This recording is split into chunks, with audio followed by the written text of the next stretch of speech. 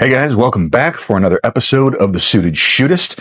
I did a poll on YouTube a couple weeks ago, and kind of the overwhelming response was that y'all want me to focus a lot more, specifically on the concealed carry tips.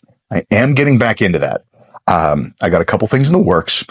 I did want to touch on something this week that frankly kind of springboards off of the last couple of weeks, and it's this.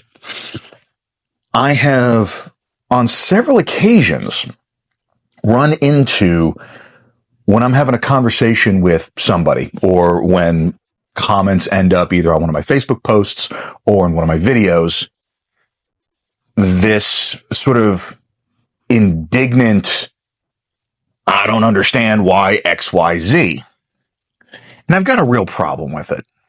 I've been guilty of it myself in the past, but I think it's important to highlight, and here's why. It's because of how it's presented.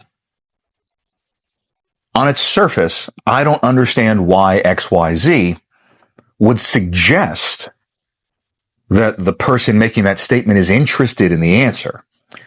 And unfortunately, all too often, that's not the case. They are looking to establish some kind of intellectual superiority and just flex how much they know and how much smarter they are.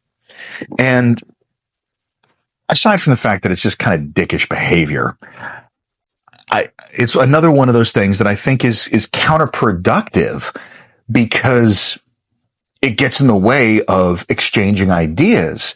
And lest you think that this is just kind of a rant of something that's rubbed me the wrong way, it's not, because when I say it gets in the way of the exchange of ideas, we are all victims of our own experience. And whether you are a formal instructor, insofar as you are taking money to teach people, or whether you are just the resident gun person in your, social or family group or whatever, all too often, the individual who has sort of been established as the expert, their word is just taken at face value.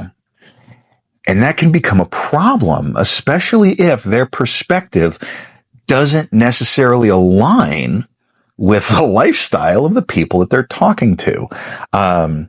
This is most evident in the discussions about, always carry your gun all the time, no exceptions, no equivocations, blah, blah, blah, blah, blah.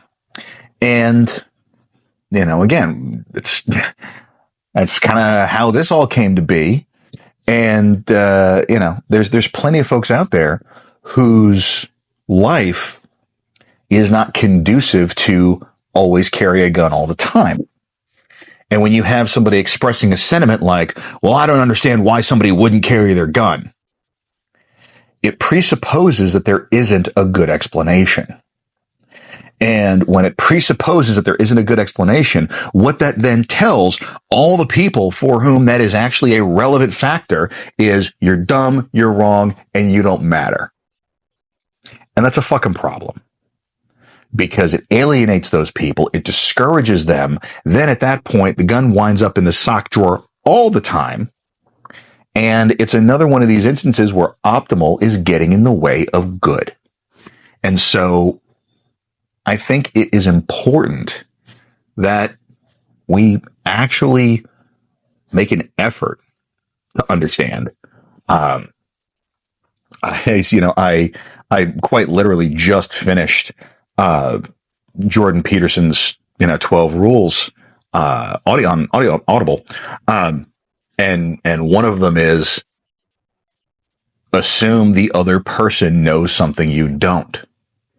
And again, when you take a step back and you look at this on a kind of macro scale, one of the hallmarks of most of the most highly regarded and respected instructors, even the guys that have been doing this for decades, is the fact that they still go out and expose themselves to new material and challenge their assumptions.